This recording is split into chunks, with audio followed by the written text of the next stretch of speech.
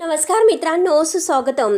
माई मात्र आतमध्ये आलेले असतात आणि खूपच चिडलेले आहेत. या विद्याधरचं अजिबात चांगलं होणार नाही. भोग त्याला भोगावी लागते. माणसाच्या रूपामध्ये तो सैतान आहे, सैतान. तेव्हा बापू सुद्धा म्हणतात की हो ना, खूपच पाप करतो ते. तेव्हा आरती, आर्ची आणि आनंदी तेथे आहेत आणि माई आणि बापू खूप विद्याधरवर चिडलेले आहेत. बापू पुढे म्हणतात की स्वतःच्या भावाच्या पाठीमध्ये खंजीर खूप असतो आणि ती शलाका सुद्धा काही कमी नाही. तेव्हा माई म्हणतात की तिचं तर नाव सुद्धा घेऊ नये, कारण कशाला ती माझ्या पोटाला आली असेल ते काही माहिती. कारण माझ्या पोटाला जर नसती आली तरी चालली असती. तिचं नाव सुद्धा मला घेऊशी वाटत नाही. असं वाटतं की कुठेतरी मीच संस्कार तिच्यावर करण्यासाठी कमी पडले असेल. तेव्हा हे सर्व ऐकून आनंदी म्हणते की नाही माई, अहो तुमचे संस्कार चुकीचे नाही, म्हणून तर समिताताईंना अख्खं जग मानतं. आणि आता शलाका मॅडम आणि त्यांच्याबरोबर ते विद्याधर सर म्हणजे त्यांचं तर मला नाव सुद्धा घेऊशी वाटत नाही. तेव्हा आनंदी सुद्धा चिडते आणि तेवढ्यात मात्र आर्ची म्हणते की हे बघा, माझ्याकडे एक यावर भन्नाट अशी आयडिया आहे. मला तर काय वाटतं की आपण एखाद्या मोठ्या बाबाकडे जाऊयात, भोंदू बाबाकडे. त्या दोघांना मात्र आपण एखाद्या भूतासारखं काचेच्या बाटलीमध्ये बंद करून घेऊयात, मग ते सोडा सोडा असं बोलत राहतील. तेव्हा लगेच आता आरती पुढे येते, आर्चीच्या डोक्यात मारते. आर्चे, अगं गप्प बस ना, काय सुरू आहे तुझं? काय फालतूची बडबड करते? अगं इकडे अख्खं घर पेटलेलं आहे आणि तुला काय ते भूता बाबाची आठवण होते? तर माईंना हसू येत असतं. जरा तुझ्या डोक्याचा स्क्रू आहे ना तो आवड. तेव्हा आर्ची म्हणते की अगं शी, काय आरती ताई, अगं मी किती भारी आयडिया दिली होती. त्यावर आता आरती चिडते. आरती म्हणते की आर्चे, तू मार खाशील आता. आनंदी म्हणते की आरती ताई शांत हो, राहू दे, नको तिला बोलू. आणि आर्चीला प्रेमाने समजावते की आर्चे, आपण असा विचार नाही करायचा ग. अगं मला माहिती आहे की ते दोघंही खूप खालच्या पातळीचा खेळ खेळतात, तरी सुद्धा त्यांच्या वाईटाचा विचार करून आपण आपलं मन वाईट का करायचं? आपल्यासमोर एकच मोठी लढाई आहे की ती मुलांच्या मनातील आता देवकृपेने सगळं काही निघून जाऊन दे. त्यांना सगळं चांगल्याची आणि वाईटाची पारख होऊन दे. देवाकडे फक्त तेवढंच साकडं आहे की त्या मुलांच्या डोळ्यावर जी गैरसमजाची पट्टी आहे ती निघून जाऊन दे आणि त्यांना योग्य काय आहे तो निर्णय घेऊन दे. त्यानंतर आता सगळेजण मात्र खरंच तेच देवाकडे प्रार्थना करतात. तर इकडे पृथ्वी आता आणि प्रांजल, मिताली आपल्या रूममध्ये आहेत. तेव्हा प्रांजल म्हणतो की अरे यार, खरंच काहीच कळत नाही, नक्की हे सर्व काय सुरू आहे. एकदम डोके ताप झालेला आहे. काय करावं म्हणजे कुणावर विश्वास ठेवा तेच कळेनासं झालेलं आहे. विचार करून करून डोकं फुटण्याची वेळ आलेली आहे. तेव्हा आता मिताली म्हणते की प्रांजल, अरे जरा कंट्रोल. तेव्हा प्रांजल म्हणतो की अगं मी तू काय कंट्रोल करू? कोण खरं बोलतं आणि कोण खोटं बोलतं कळत नाही. आपलीच माणसं शेवटी आपल्यालाच फसवतात. आता मिताली म्हणते की हे बघ, तू एकदा डोक्याने विचार कर प्लीज. आता विचार कर तू असा की आनंदी आणि तिच्या बहिणीचं असं म्हणणं आहे, आनंदीच्या लग्नाच्या वेळेस मात्र काकाने तिच्यावर जबरदस्ती करण्याचा प्रयत्न केलेला होता. बरोबर आहे, परंतु धनश्री, काकू आणि आत्या या दोघींना आपण चांगलं ओळखतो आणि जर काकाने इतकं वाईट कृत्य केलं असतं तर एकही क्षण मात्र त्यांनी या घरात त्यांना राहून दिलं नसतं. एका क्षणी मात्र त्यांना घराच्या बाहेर हाकलून दिलं असतं. बरोबर आहे. परत सगळ्यांना सोडून द्या, आपल्या बाबांना सगळी परिस्थिती माहिती होती. म्हणजे काकाने इतकं वाईट कृत्य केलं, मग आनंदीला आणि काकाला एका छताखाली मात्र इतके दिवस त्यांनी राहूनच कसं दिलं? तेव्हा आता प्रांजल म्हणतो की एक मिनिट मितू, अगं तुला काय म्हणायचं नक्की? बाबा खोटं बोलतात का? मिताली म्हणते की नाही, अरे बाबा खोटे नाही. परत ती विचार करते आणि वैतागते आणि म्हणते की माझं डोकं पूर्ण हँग झालेलं आहे विचार करून करून.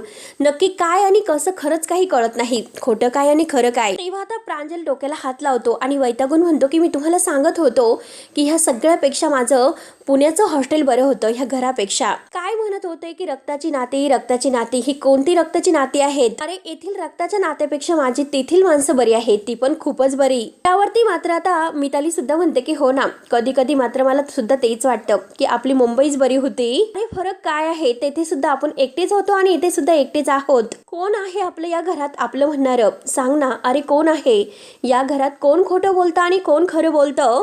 मात्र काहीच मार्ग उरलेला नाही. तेव्हा आता पृथ्वी एकदम शांत असतो आणि एकटाच विचार करत तो आता दरवाजात उभा आहे. या सगळ्यांचं बोलणं तो ऐकून घेतो. त्यावरती आता मिताली त्याला म्हणते की अरे दादा, अरे तू तरी बोल ना काहीतरी. तू काय ठरवलंस, कसला विचार केलेला आहे, तू इतका शांत का आहेस? आणि त्यावरती आता प्रांजल त्याला विचारतो की पृथ्वी दादा, अरे बोल काहीतरी. तेव्हा आता प्रांजलचं आणि मितालीचं बोलणं ऐकून आता पृथ्वी म्हणत आहे की कोण खरं बोलतं आणि कोण खोटं बोलतं हे सगळं काही जाणून घेण्याची वेळ आता निघून गेलेली आहे. तेव्हा प्रांजल विचारतो की म्हणजे नक्की काय? तर पृथ्वी म्हणतो की आता फक्त एकच मार्ग आहे, सोक्षमोक्ष नक्की काय आहे तो लावण्याचा. आणि प्रांजल तू एक काम कर, सगळ्यांना खाली जाऊन सांग की आम्ही आमचा अंतिम जो निर्णय आहे तर तो सगळ्यांना देण्यासाठी खाली सगळ्यांना एकत्र बोलवलेला आहे आणि आम्ही सुद्धा तो सगळ्यांच्या समोर आत्ताच्या आत्ता तो निर्णय देणार आहोत. त्यावरती आता प्रांजल विचारतो की अरे पण नक्की काय विचार केलास तू, अंतिम निर्णय असा कोणता आहे तुझा. मिताली सुद्धा विचारते की अरे दादा तू काय ठरवलेलं आहेस, आता खाली जाऊन आपण कोणता निर्णय द्यायचा आहे ते निर्णयाबद्दल अगोदर आम्हाला सांग तरी. पृथ्वीने एक आता भयानक निर्णय घेतलेला असतो डिहोजचा, परंतु आता तो विचार करतोय आणि विद्याधर मात्र आता आपल्या बापाला खोटं ठरवत आहे की आनंदीची नजर युगंधरावर होती आणि तुमचा बाप स्पष्ट खोटं बोलत आहे. तेव्हा आनंदी सुद्धा म्हणलेली असते की विद्याधर तुम्ही अगदी एकदम खोटं बोलत आहे, मालक साहेबावर आरोप करतात. हे सगळं काही मात्र आता पृथ्वी विचार करत आहे. त्यानंतर मात्र इकडे आता युगंधर सुद्धा आपल्या रूममध्ये तोच विचार करत आहे आणि त्याने सुद्धा आता मुलं नक्की काय निर्णय घेतील याचा विचार तो करत असतो. आणि तेवढ्यात आता हा कपटी नागा म्हणजे विद्याधर तेथे आलेला आहे. तेवढ्यातच मात्र तो युगंधरकडे बघत असतो. तेव्हा इकडे तिकडे खोलीत बघतो आणि म्हणतो की दादा अरे ह्या खोलीत तर काय शांतता पसरलेली आहे, एकदम स्मशानभूमीत असते तशी शांतता, अगदी थंडगार आणि भयानक अशी शांतता पसरलेली आहे. तेव्हा मात्र आता युगंधर सुद्धा विद्याधरकडे रोखून सुद्धा बघत नाही आणि त्याला काही उत्तर सुद्धा तो देत नसतो. तेव्हा विद्याधर त्याच्या समोर येतो आणि म्हणतो की वा दादा खरंच बघ ना तुझा चेहरा काय दिसतो, सगळ्या जगाचं ओझं हे तुझ्याच पाठीवर असल्यासारखं. आणि ए दादा अरे थोडंसं हस ना. तेव्हा लगेच आता युगंधर काही बोलत नसतो, पण तरी सुद्धा विद्याधर मात्र त्याला बोलण्यासाठी आता अगदी हे पूर्ण हे करत असतो की अरे दादा हस थोडासा, देवाने तुला डोकी तर दिलेली आहे परंतु बामचा पत्ता देण्यासाठी मात्र विसरलेला आहे. हे ऐकून आता युगंधर त्याला म्हणतो की मी गप्प बसलो याचा अर्थ असा नाही की मी हतबल झालो, असं नाही. तेव्हा मी शांत असतो तेव्हा हरलेलो नसतो, कारण येणाऱ्या वादळाची वेळ मी ठरवत असतो. ते ऐकून मात्र आता विद्याधर म्हणतो की वा दादा वा, अरे खरंच काय डायलॉग मारला तू, अरे खरंच तर खरंच तू खूपच मोठा डायलॉग मारला. अरे येणाऱ्या वादळाची आहे ना तर आता मी एक मस्त पाय रोवून ठेवलेला आहे आणि तुझ्या पोरांच्या डोक्यामध्ये मी असा काहीतरी किडा अगदी रोवून ठेवलेला आहे, ते मात्र तुझं तोंड काळा केल्याशिवाय मात्र काही शांत बसणार नाही. असा काही खेळ खेळलेला आहे की त्यामुळे त्यांचं डोकं आहे तर ते गरगर गरगर असं फिरायला लागलेलं आहे. त्यांना समजेना असं झालेलं आहे की तू सांगतो की त्यावर विश्वास ठेवायचा की त्याचा खेळ मात्र खरा मानायचा. आता हे सर्व ऐकून युगंधर म्हणतो की अरे तू कितीही जाळे बिन आणि कितीही काही कर, परंतु एक गोष्ट मात्र तू डोक्यामध्ये अशी फिट्ट करून ठेव, त्यांच्या नसानसात मात्र माझं रक्त वाहत आहे, त्यामुळे तू कितीही काही प्रयत्न केला तरी सुद्धा काही उपयोग नाही होणार. आणि माझं रक्त ती ताकद आहे की आता तुझ्यासारख्या 100 रक्तांना मात्र जाळून खाक करेल. मला माझ्या मुलावर विश्वास आहे आणि त्यांच्या संस्कारावर विश्वास आहे. मला माहिती आहे की त्यांना खरं काय आणि खोटं काय हे सगळं कळेल आणि त्यांना सोन्याची आणि आता दुसऱ्याची पारख काय आहे हे सगळं काही चांगलं कळेल. आणि तेवढ्यात मात्र शिल्पा दरवाजात येते आणि म्हणते की युगंधर मुलं खाली वाट बघत आहे, त्यांनी मात्र त्यांचा निर्णय घेतलेला आहे, त्यामुळे सगळेजणांना आता त्यांनी खाली बोलवलेलं आहे, सगळेजण लवकरात लवकर खाली चला. तेव्हा लगेच विद्याधर म्हणतो की हो ना जा दादा जा, बघूयात तुझी पोरं आता सत्याच्या बाजूने उभी राहतात की आता ह्या खोट्याच्या पाया पडतात, बघूयात आता वेळ काही दूर नाही, लवकरात लवकर न्याय निवाडा तर होईलच. म्हणून विद्याधरला फार आनंद होत असतो. तेव्हा आता म्हणजे युगंधर हे सर्व ऐकून विद्याधरला उत्तर देतो, माझे मुलं कोणताही निर्णय त्यांनी घेतला असेल परंतु एक गोष्ट मात्र तू लक्षात ठेव, सत्य जेव्हा जिंकतं ना तेव्हा खोटं सांगणाऱ्याचं जे अस्तित्व आहे कायमचं मात्र मातीमध्ये मिळतं, ही गोष्ट लक्षात ठेव. असे बोलून युगंधर बाहेर निघून जातो. तेव्हा आता विद्याधर मात्र तेथे टेबलवर बसतो आणि म्हणतो की हो बघूयात आता कोण मातीमध्ये मिळतं आणि कुणाचं काय होतं ते. तोऱ्यातच मुलांचा निर्णय ऐकायला बाहेर निघून येतो. शलाका आणि विद्याधर एकमेकांची आता बाहेर सगळ्यांच्या समोर काहीतरी कुजबूज सुरू आहे, सगळेजण एकत्र उभे आहेत मुलांचा हा निर्णय म्हणजे ऐकण्यासाठी. पृथ्वी मात्र एरेझारे मारत असतो आणि एक असा शांतता या घरामध्ये पसरलेली आहे. सगळेजण मात्र आता मुलं नक्की काय निर्णय त्यांनी घेतलेला आहे हे बघत असतात. तेव्हा आता आरती पृथ्वीकडे बघते, कारण पृथ्वी खूपच म्हणजे आता टेन्शनमध्येच असतो आणि त्याचा चेहरा पूर्णपणे आता असं रागीट झालेला असतो. तेव्हा आता आरती माईंना म्हणते की बघा ना मला तर आता खूप भीती वाटते माई, नक्की काय होईल, मुलांचे चेहरे बघा, कारण आता असं वाटतं की नक्कीच काहीतरी मोठं भयानक घडणार आहे. तेव्हा लगेच माई म्हणतात की हो ना, अरे देवा आता कोणतं असं नवीन वादळ येणार आहे कुणास ठाऊक.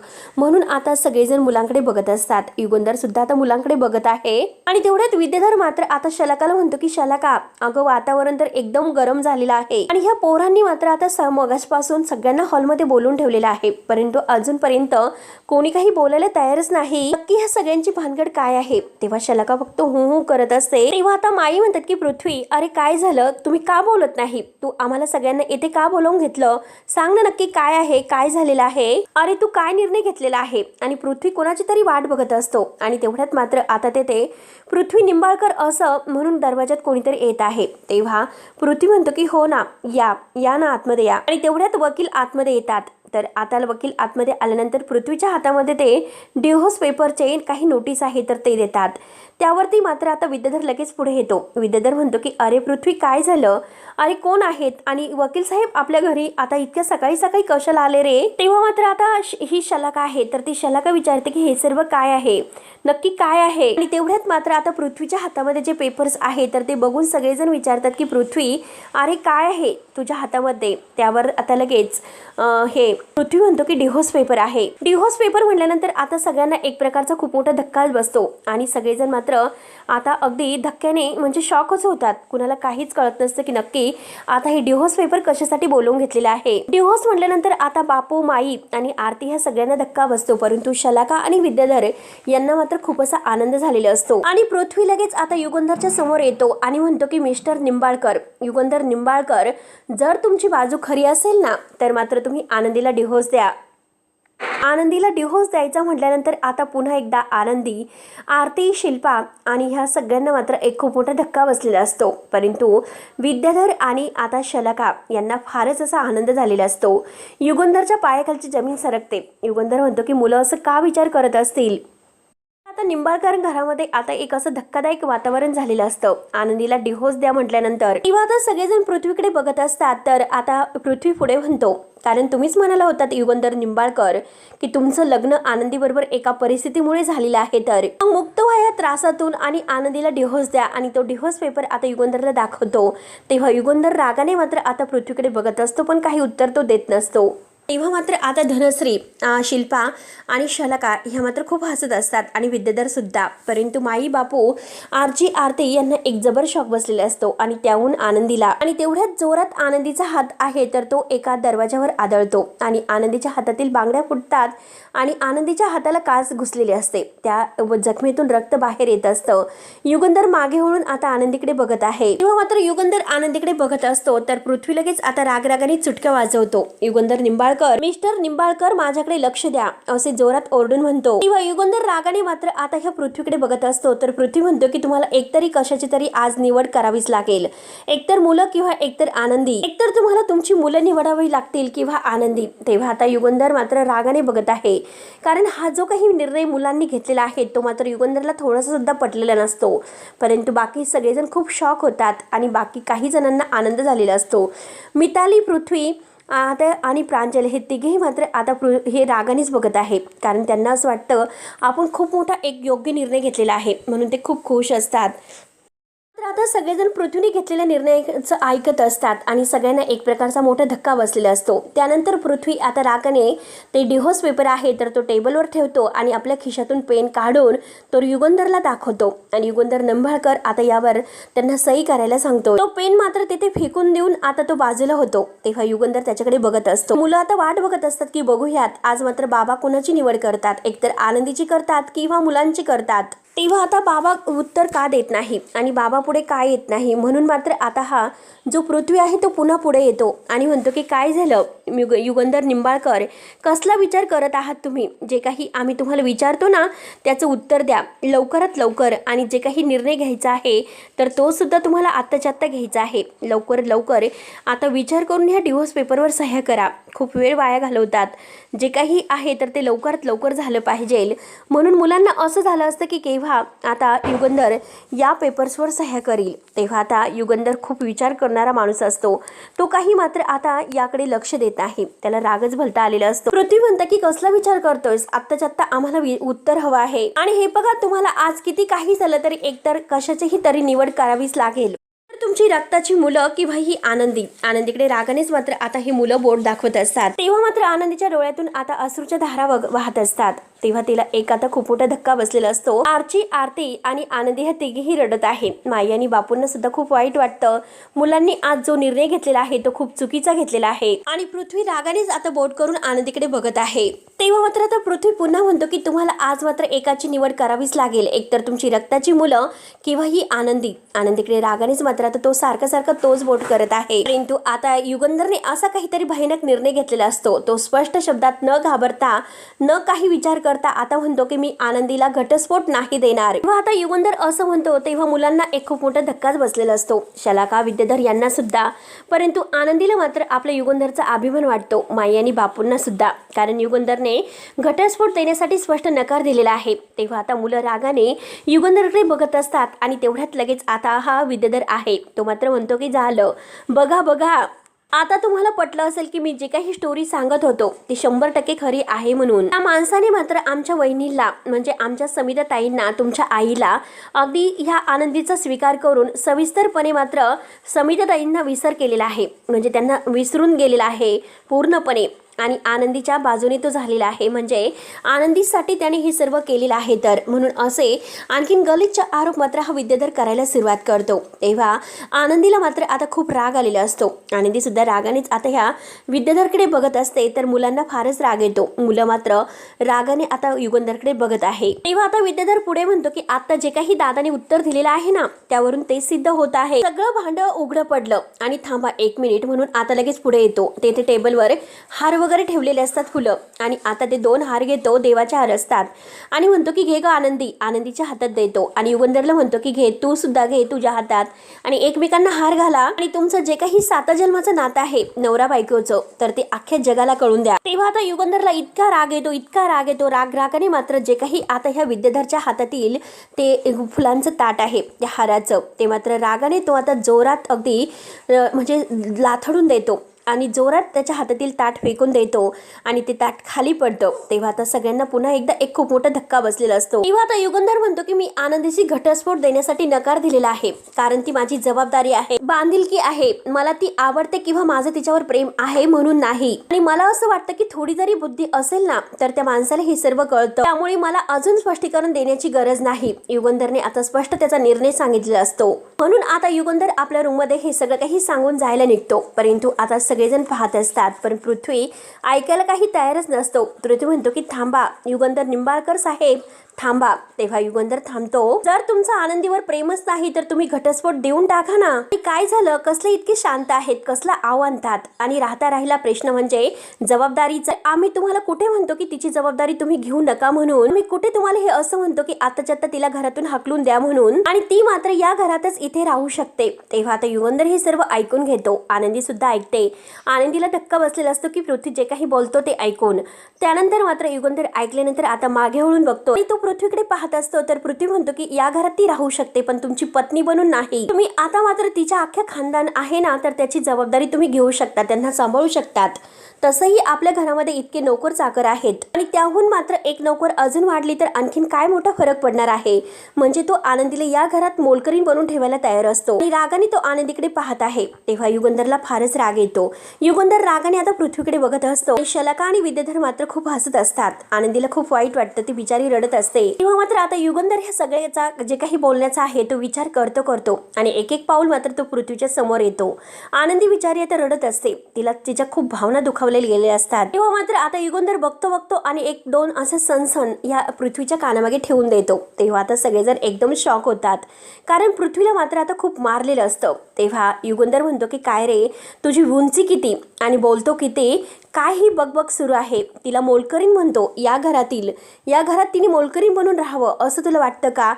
आता हे जे काही हे सुरू आहे ना या घरामध्ये ते बघून शलाका तर खूप हसत असते। तेव्हा आता पृथ्वी तरी सुद्धा काही ओरडायचा कमी होत नसतो। तो म्हणतो की मग मी तिला काय म्हणू, नक्की काय आहे तिचं ह्या घरामध्ये स्थान, तुमची बायको आहे की आमची आई आहे, नक्की काय म्हणायचं? एक वेळेस मात्र ती तुमची बायको असेल, परंतु माझ्या आईची जागा ती कधीही घेऊ शकत नाही। तुम्ही मात्र आता हे सगळं सिद्ध करून दाखवलेलं आहे, तुम्ही आमच्या आईचा हक्क तिला दिलेला आहे, आणि ह्या सगळ्यावरून मात्र आता हेच असं सिद्ध होत आहे की तुमचं तिच्यावर किती प्रेम आहे, म्हणून तुम्ही तिला डिव्होर्स डिवोर्स द्यायला तयार नाही आणि आज आपल्या स्वतःच्या मुलाला तिच्यावरून तुम्ही मारलं. तुम्ही समजून घ्यायला हवं होतं की आज आपला मुलगा आणि आपली मुलं यांची निवड करण्याऐवजी तुम्ही मात्र त्या आनंदीची निवड केलेली आहे. त्यामुळे आज आमच्यासमोर स्पष्ट असं झालेलं आहे की तुम्ही जे काही वागता ते सगळं खोटं आहे. म्हणून आता सगळ्यांच्या समोर पृथ्वीने जरीही युगंधर त्याच्या कानामागे दिली असेल पण तरीसुद्धा मात्र आता पृथ्वी काही घाबरत नसतो. पृथ्वी मात्र आपल्या ह्या आनंदीचा अपमान तर करतच असतो. तिला घरातील नोकर बनून त्याने आता शेवटी मात्र ह्या युगंधरला जे काही सगळ्यांच्या समोर बोललेलं आहे तर युगंधरने सुद्धा आनंदीची साथ सोडलेली नसते. मुलांचा विचार अगदी त्याने केलेला असतो पण तरीसुद्धा आज मुलं जे काही वागत आहे ते चुकीचं वागत आहे. म्हणून मात्र आज त्याने सगळ्यांच्या समोर पृथ्वीच्या कानामागे सुद्धा ठेवून दिलेली आहे. त्याला त्याची लायकी समजून सांगितलेली आहे पण तरीसुद्धा हा अगदी माथे फिरून पृथ्वी काही ऐकायला तयारच नसतो. तो मात्र प्रत्येक क्षणाला आनंदीचा अपमान करत असतो आणि आपल्या वडिलांचा सुद्धा विद्याधर आणि शलाका यांना तर फारच आनंद होत असतो. कारण आज निंबाळकर घराण्यात जे काही घडत आहे ते बघून त्यांना इतका आनंद होतो. एका बाप लेकामध्ये आता जे तुफान वादळ पेटलेलं आहे तर त्यामुळे ते इतके जण खुश झालेले आहेत. त्यांना असं वाटतं की असंच यांच्यामध्ये तुफान भांडण व्हायला हवं म्हणजे मुलं आपल्या बाजूने राहतील. याचाच विद्याधर मात्र आता फायदा करून घेत असतो. युगंधरला भलताच राग येतो. रागाने तो पृथ्वीकडे बघत असतो पण पृथ्वी काही घाबरायला तयारच नसतो. तो आनंदीला मात्र काही गलिच्छ आरोप तो करतच असतो आणि युगंधरने मात्र आता ह्या पृथ्वीचे सगळे काही ऐकण्याची क्षमता सोडलेली असते. म्हणून त्याने सगळ्यांच्या समोर पृथ्वीला एक कानामागे देऊन मात्र त्याची जागा त्याला दाखवलेली असते. पण तरीसुद्धा पृथ्वी काही बोलायचा थांबत नसतो. तो आनंदीवर आरोप करतच असतो. बिचाऱ्या आनंदीला फार वाईट वाटत असतं. तिच्या डोळ्यात पाणी येत असतं. माई आणि बापूंना सुद्धा आता ह्या मुलांचा फारच राग येतो. मुलं आपल्या बापाला आणि आनंदीला इतकं सर्व काही बोलतात आणि मिताली आणि प्रांजल हे तर मात्र आपल्या म्हणजे वडिलांकडे रागानेच बघत असतात. तेव्हा आता आनंदी बिचारी ह्या सगळ्याचा विचार करते. तिच्या हातातून रक्त येत असतं. आरती आणि आरची यांना सुद्धा खूप वाईट वाटतं. आज या घरात जे काही सुरू आहे आमच्या ताईच्या हक्कासाठी पण मालक साहेबांनी मात्र आता आमच्या ताईची साथ सोडली नाही. म्हणून त्यांना खरंच मालक साहेबांचा आदर आणि अभिमान वाटत असतो. मालक साहेब खरंच एक खूप मोठे देव माणूस आहे. आज त्यांनी आनंदीची जबाबदारी सगळ्यांच्या समोर स्वीकारली म्हणजे मुलांना सुद्धा आता त्यांची जागा दाखवली. मुलं जे काही वागत आहे तर ते फार चुकीचं वागत आहे हे सुद्धा मात्र युगंधरने त्याच्या निर्णयावरून स्पष्ट दाखवून दिलेलं असतं. तेव्हा मिताली तर खूपच आपल्या बाबांकडे रागाने बघते आणि पृथ्वीने तर आता भलते सलते आरोप करून आनंदीला खूप असं दोषी ठरवलेलं आहे. शिल्पा मात्र काही बोलत नसते. शिल्पा तर खाली मान घालून उभी असते आणि युगंधर मात्र खूप भडकलेला आहे. तो पृथ्वीकडे रागाने बघत आहे. आनंदी बिचारी रडत असते. फक्त आता ती कानाने हे सर्व काय घडत आहे ते ऐकते. तर मित्रांनो शेवटी हा भाग येथे संपतो. पुढील भागामध्ये आता शिल्पाचा काहीतरी एक नवीनच प्लॅन असतो. शिल्पा मात्र आता युगंधरच्या रूम मध्ये येते आणि युगंधरला म्हणत असते की उद्या हे पग तुझ्या आणि आनंदीच्या लग्नासाठी 2 महिने होत आहे. त्यामुळे मला तर असं वाटतं की आनंदाच्या स्थळी मात्र आनंदाच्या निमित्ताने मी घरामध्ये एक पार्टी करण्याचं ठरवलेलं आहे. युगंधर मात्र ताईकडे बघत असतो. त्यानंतर मात्र आता माई आणि बापू बाहेर येतात. तर आता हा विद्याधर मात्र डायनिंग टेबलवर जेवत असताना दारूची बॉटल ठेवून जेवत असतो. तेवढ्यात माई रागाने विद्याधरला म्हणतात की विद्याधर अरे डायनिंग टेबलवर दारूची बॉटल तू घेऊन बसलेला आहे. लाज वाटते का तुला? तेव्हा आता आनंदी सुद्धा ही सर्व बघत असते आणि ऐकत असते आणि तेव्हा मात्र आता शलाका सुद्धा तेथे जेवण करत असते. विद्याधर आणि शलाका. तेव्हा आता हा विद्याधर मात्र माईंकडे लक्ष देत नाही. तर आता तो धनश्रीला म्हणतो की धनश्री जा लवकर 2 काचेचे ग्लास घेऊन ये, 1 वाटी घेऊन ये. तेव्हा लगेच आता धनश्री जायला निघते पण आनंदी पुढे येते. आनंदी म्हणते की या घरात ह्या डायनिंग टेबलवर एकही दारूचा थेंब पिऊन दिला जाणार नाही. तेव्हा आता धनश्री रागाने आई आनंदीकडे बघत असते. तर लगेच आता विद्याधर उठतो आणि आनंदीच्या जवळ येते. तेव्हा आनंदी मात्र दरवाजात उभी असते. आनंदी काही धनश्रीला आतमध्ये जाऊन देत नसते. तर विद्याधर लगेच तिच्या जवळ येतो आणि म्हणतो की काय तू मला रोखणार आहेस का? तेव्हा आनंदी म्हणते की हो मी तुला रोखणार आहे. तेव्हा मात्र आता आनंदीच्या अंगावर लगेच तो दारूची बॉटल घेतो आणि अख्खी दारू ओतून देतो.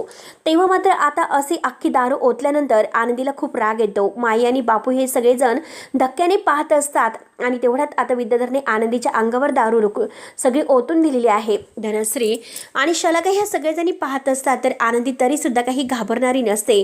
ती तरी सुद्धा मागे काही हटत नसते. धनश्रीला तिने अडवलेलंच असतं.